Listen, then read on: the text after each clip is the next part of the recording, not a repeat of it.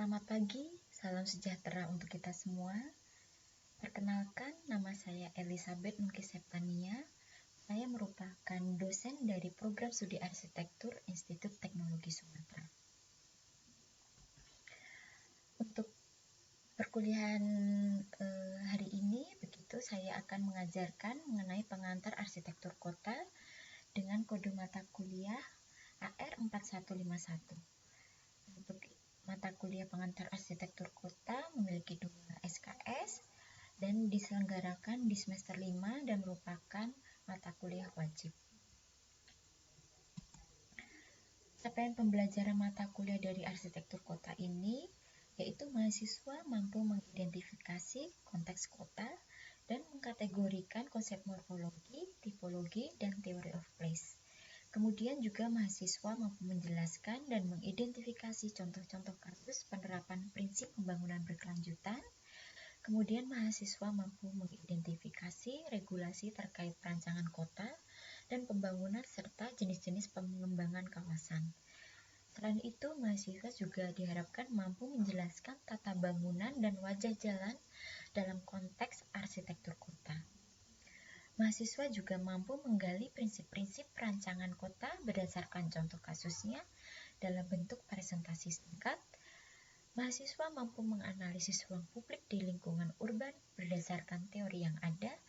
Dan yang terakhir yaitu mahasiswa diharapkan mampu membuat kawasan publik secara sederhana.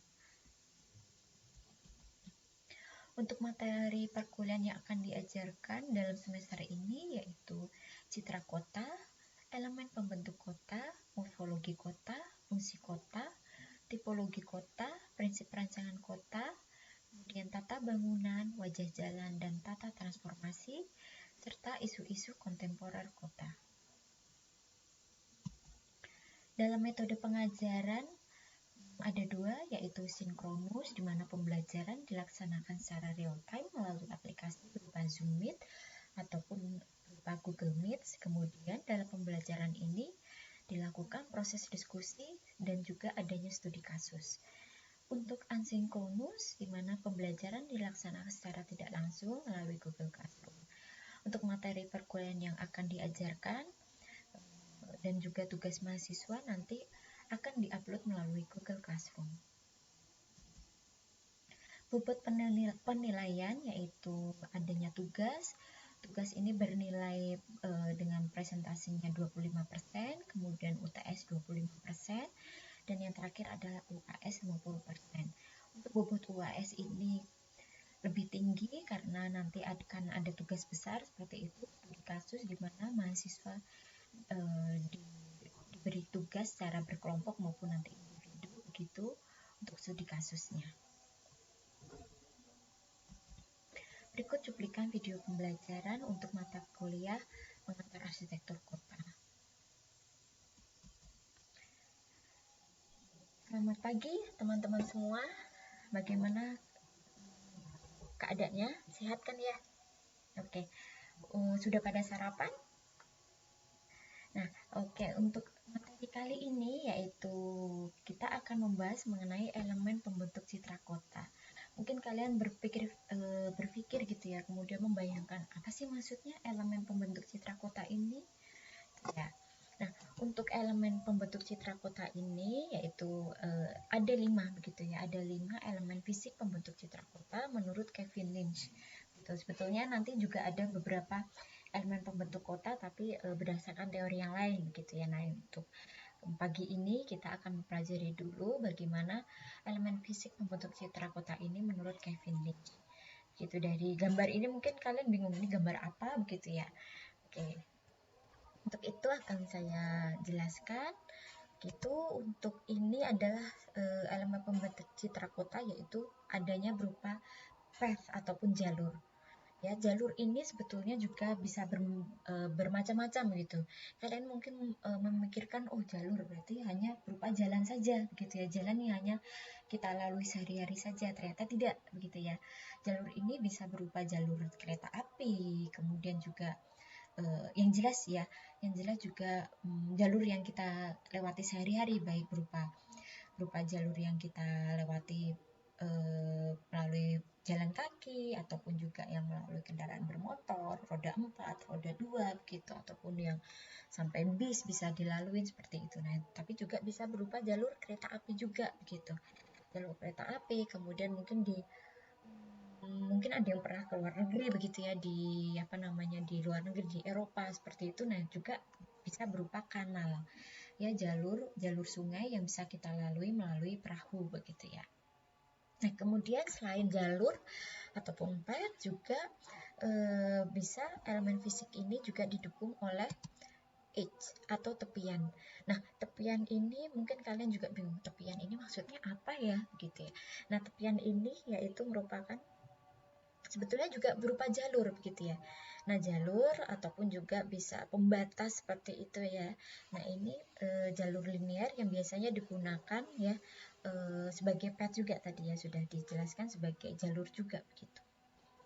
Nah, ini yang membedakan ataupun yang membatasi antara dua wilayah begitu, antara dua wilayah ataupun suatu daerah begitu. Nah, ya kemudian bisa juga apa namanya, bisa juga pembatas misalnya antara suatu kota begitu, antara suatu kota, kemudian pembatasnya bisa berupa sungai ataupun juga bisa berupa jalan, kemudian ataupun bisa juga berupa perbukitan. Nah, itu seperti apa? Nah, ini mungkin dari masing-masing kota atau masing-masing daerah berbeda. Kemudian juga bisa berupa distrik ataupun kawasan ya. Kawasan kan mungkin kalian di daerah kalian mungkin bercampur, ada yang bercampur ataupun juga ada yang bisa berbeda-beda begitu. Daerah hunian, kemudian juga daerah sini dibatasi juga ada perbedaan, yaitu daerah komersil. Ini daerah pemerintahan. Ini daerah pendidikan. Ini daerah apa namanya, daerah perkebunan. Nah, itu biasanya terlihat di daerah kota-kota seperti itu. Kemudian juga adanya nodes atau simpul begitu. Nah, simpul ini merupakan pertemuan begitu ya, spot pertemuan yang strategis di antara dalam sebuah kota, di mana pertemuan mungkin antara daerah barat kemudian dengan daerah timur begitu bertemu, ataupun dari segala penjuru begitu ya bertemu hingga membentuk suatu nodes ataupun simpul. Nah, ini juga pertemuan dari jalur-jalur seperti itu ya, jalur-jalur di mana mereka bertemu sehingga membentuk suatu nodes ataupun simpul. Kemudian, nah ini mungkin kalian yang paling sering kalian dengar ya, paling kalian sering lihat, paling kalian sering ingat begitu ya, landmark ataupun penanda. Nah, ini setiap daerah ataupun setiap kota ini biasanya memiliki landmark masing-masing begitu ya. Nah, ini yang mungkin menurut saya itu kalian yang mudah kalian ingat dan memang yang sering kalian sekalian sering lihat gitu. Nah, fungsi dari kelima elemen fisik ini apa sih begitu ya dalam sebuah kota? Masa ia dibangun hanya sebagai ya udah yang penting ada aja begitu? Nah, ternyata tidak ya. Elemen fisik ini itu merupakan suatu pembentuk identitas kota, di mana setiap kota itu memiliki istilahnya perlu memiliki identitas masing-masing sehingga membedakan antara kota yang satu dan kota yang lain. Dan selain itu juga sebagai penambah daya tarik kota, di mana juga kota misalnya kota A saya suka nih di kota A ini karena mereka memiliki hal yang memiliki suatu A, B, C, D, mungkin kulinernya enak, mungkin jalannya nyaman, kemudian di situ karena ada landmarknya yang memang terkenal seperti itu. Nah, ini sebagai penambah daya tarik kota begitu ya, sehingga kotanya juga, kalau kota yang tidak memiliki daya tarik bisa jadi kota itu lama-lama akan mati seperti itu ya. Nah, ini fungsi dari elemen pembentuk citra kota tersebut. Oke, kemudian kita sebelumnya akan membahas mengenai pet ataupun jalur. Oke ya. Nah, dari pet atau jalur ini mungkin ada yang di luar daerah Lampung begitu. Ya, mungkin antara yang di Lampung kemudian dengan yang di Jakarta begitu ya, untuk jalur-jalurnya baik jalur yang bisa dilalui kendaraan maupun jalur pejalan kaki, apa yang kalian ingat, apa yang kalian rekam di otak kalian, di memori kalian gitu ya, mungkin berbeda-beda begitu ya. Oh mungkin di Lampung begitu, di Lampung saya mengingat jalannya ini penuh dengan siger-siger gitu ya. Kan kalian semuanya udah berada di Lampung kan ya. Ya untuk di Lampung mungkin banyak yang tiang-tiang lampu, kemudian banyak siger-sigirnya, kemudian juga di mana kanan kiri bangunannya itu dicat dengan warna merah, dengan warna emas begitu ya. Kemudian juga mungkin jembatan yang kita lalui, flyovernya juga lampu-lampunya banyak, penghias-penghiasnya tuh siger gitu ya, atau mahkota-mahkotanya seperti itu. Kemudian giliran kita tiba di Yogyakarta begitu ya, Yogyakarta kemudian kenapa jalurnya tidak ada warna emasnya, kebanyakan penanda-penandanya itu yang di kanan kirinya lampu-lampunya itu banyak warna hijau dengan ornamen-ornamennya. Nah, itu yang membedakan gitu. Di mana jalur yang berada di Lampung, kemudian di Yogyakarta seperti apa.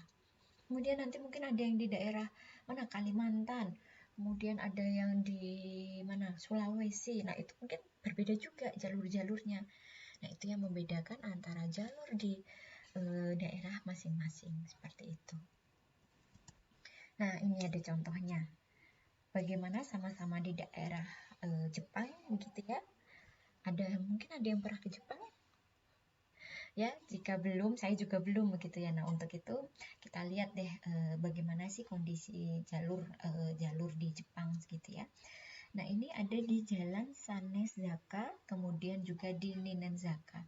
Nah ini merupakan jalan yang tertua memang ya di daerah tersebut, dimana kita lihat ya di daerah Kyoto ini jalannya ini dilapisi oleh batu-batu gitu ya, batu-batu nisan, kemudian juga ataupun kalau ini juga di kanan kirinya itu ada etalase toko kayu gitu ya, dengan fungsinya ya yaitu restoran, kemudian kedai teh seperti itu, toko kayu tradisional gitu ya.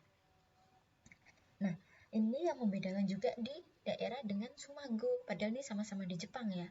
Nah ini tapi kita mungkin kanan kirinya sama nih, elemen pembentuknya ya, bangunannya begitu, sama-sama bangunan kayu dengan bertingkat, 2 tingkat seperti itu, dominannya materialnya kayu. Tapi kemudian apa sih yang membedakan? Oh kalau di jalan Sanezaka dan Ninenzaka ini jalannya bertingkat, berundak seperti itu, ada tangga-tangganya, ada trap-trapnya seperti itu. Sedangkan yang di Sumago ini jalannya lurus, rata, kemudian terbuat dari material aspal seperti itu. Nah ini yang bisa kita ingat gitu ya. Nah beda lagi dengan sisi barat Tokyo, yaitu di Ikebukuro ya, dimana jalan-jalannya ini udah fungsi komersial dan lebih modern ya. Bisa kita lihat memang bangunannya lebih modern, lebih tinggi gitu ya, tidak hanya 2 lantai, tidak hanya berupa tidak lagi berupa bangunan kayu seperti itu, tapi ini sudah modern, sudah dengan beton ataupun panel-panel, adanya jendela kaca seperti itu. Kemudian jalannya berupa paving dan lebar-lebar jalannya sudah berbeda juga, dan aktivitasnya juga yang kita rasakan juga sudah berbeda.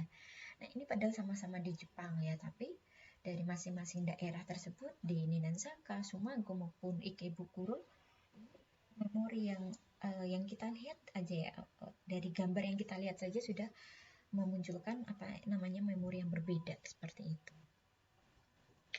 Ya, jadinya walaupun sama-sama di satu daerah, tapi mungkin setiap sub-sub daerahnya gitu juga bisa memiliki ciri khas masing-masing seperti itu.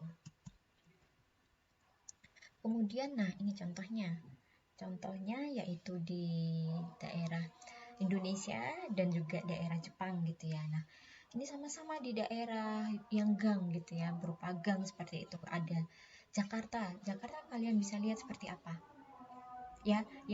Jakarta itu banyak gangnya ini, kita lihat adanya pedagang ya, dimana pakai gerobak, kemudian juga tenda-tenda seperti itu, parkir motor di kanan kiri, dengan bangunan-bangunan juga bangunan 2 lantai ataupun sampai 3 lantai, adanya ruko-ruko seperti itu. Materialnya seperti apa ini, kemudian dengan yang di di daerah Yogyakarta sama-sama juga komersil ya, komersialnya mungkin berbeda begitu ya. Kalau yang di daerah Yogyakarta ini jualan buku, kemudian rental-rental, dan juga mungkin tetap ada komersial yang berjualan makanan kuliner seperti itu. Kemudian di Tokyo seperti apa, di kanan kirinya juga jualan kuliner gitu ya. Terus juga yang fungsinya dominan rumah tinggal. Nah, ini dari keempat gang ini sendiri kan juga sudah memiliki ciri khasnya masing-masing gitu ya. Ada yang ada yang dengan fisiknya seperti Jakarta, kemudian Yogyakarta, Tokyo, Kyoto, ini ciri khasnya masing-masing gitu, dan aktivitasnya masing-masing. Sehingga ternyata suatu jalur itu tidak hanya dilihat dari materialnya saja atau kanan kirinya pembentuknya gitu ya, tapi ternyata aktivitas tersebut juga istilahnya memberikan ciri khas masing-masing dalam setiap jalurnya, setiap jalannya ini ya. Kemudian juga ada contohnya dari Eropa, dari Jakarta juga sama-sama memiliki ciri khas dari vegetasi maupun bunga-bunga seperti ini ya. Nah, ini ternyata mungkin kalau tidak saya beritahu kalian, tidak ada namanya begitu ya. Kalau di Jakarta ini mungkin kalian juga ngiranya di Eropa begitu, tapi ini ternyata Jakarta. Nah, ini bagaimana sih kita sebagai seorang arsitek gitu ya, seorang arsitek mendesain dari misalnya nanti kita akan diberi tugas untuk mendesain suatu daerah atau hanya mendesain sebuah jalur, sebuah blok aja gitu ya, satu blok kawasan begitu. Bagaimana suatu kawasan tersebut istilahnya dapat memberi ciri khas yang positif, memberi memori dalam ingatan pengunjung maupun penghuninya begitu ya, ingatan yang positif. Oh, di Jakarta ini enak sekali karena banyak vegetasinya, di mana banyak bunga-bunganya, kemudian parkirnya rapi, kemudian juga tidak ada parkir motor yang sembarangan, semuanya diberi area khusus, mungkin parkir komunal seperti itu, sehingga jalurnya ini bersih, kemudian tidak ada sampah begitu. Kemudian materialnya yang warna-warni, atau mungkin materialnya yang ada nuansa alamnya seperti itu. Kemudian bangunannya dengan bangunan yang heritage ataupun bangunan yang modern, kemudian aktivitasnya yang tidak saling berbentrokan seperti itu. Nah, ini apa sih dari identitas kota tersebut, apa sih yang bisa kita munculkan, bisa kita istilahnya kita desain seperti itu, aktivitasnya bagaimana sehingga sehingga memunculkan karakter dari daerah tersebut gitu ya. Kita bisa lihat ya betapa menyenangkan, walaupun jalan-jalan seperti ini saja begitu ya, menyenangkan sekali untuk dari setiap daerahnya. Oke, kemudian pertanyaan selanjutnya nih, apa lagi ya yang membuat suatu yang pikiran kita nih, apa sih yang membuat suatu path ataupun jalur ataupun jalan yang memiliki ciri khas gitu ya, sehingga membentuk identitas kota tersebut begitu. Apakah hanya cukup dengan materialnya saja, material jalannya saja? Apakah cukup dengan misalnya kanan kirinya itu terbuat dari apa? Di sekelilingi lingkup bangunan apa? Apakah hanya itu? Kita coba nanti ya. Kemudian, nah, apakah ciri khas dari path ataupun dari kota yang pernah kita kunjungi dalam waktu singkat dengan kota tinggal kita, apakah sama ingatannya ya? Apakah sama, maksudnya dalam ingatan kita tuh apakah sama ya? Misalnya yang di Surabaya, ada yang pernah tinggal di Surabaya dengan hanya yang sejenak saja berkunjung di Surabaya, apakah sama gitu? Nah, ini yang akan kita bahas untuk selanjutnya ya, sehingga untuk memudahkan kita ya. Nah, itu saya minta begitu ya untuk kalian semua untuk tugasnya nih ya, untuk membuat perbandingan gitu ya, path ataupun jalur dari kota-kota yang pernah kalian datangi dengan kota-kota yang dengan kota yang pernah kalian tinggali gitu ya. Nah, itu dibikin listnya, kemudian diberi contoh gambarnya begitu, misalnya ada yang dari foto yang kalian istilahnya kalian ambil sendiri, ataupun misalnya kalian sudah tidak ada fotonya begitu, bisa kalian cari di Google gitu ya. Nah, itu kemudian disebutkan detailnya seperti apa sih yang membuat jalur tersebut menarik buat kalian, apa sih yang membuat jalur tersebut berkesan menurut kalian. Nah, itu kemudian nanti setelah semuanya kalian bikin begitu, nanti diupload di Google Classroom ya. H-3 saya harap kalian sudah mengumpulkannya sehingga saya bisa koreksi dulu, dan juga nanti akan saya pilih yang terbaik begitu ya untuk dipresentasikan gitu. Tapi saya harap sih semuanya hasilnya baik ya, sehingga semuanya bisa presentasi, kemudian bisa saling sharing begitu ya. Nah, ini fungsi dari tugas ini sebetulnya nanti juga kalian tahu, ternyata mungkin yang istilahnya yang diingatan kalian yang hanya sejenak saja untuk datang begitu ya di kota tertentu gitu, apakah apakah lebih detail untuk mengingatnya, ataukah malah lebih istilahnya lebih sedikit yang diingat, ataukah malah sebaliknya, mungkin yang istilahnya sudah lama tinggal di situ jadi kurang berkurang kesannya terhadap kota tersebut. Nah, ini yang bakalan kita bahas untuk pertemuan selanjutnya gitu ya.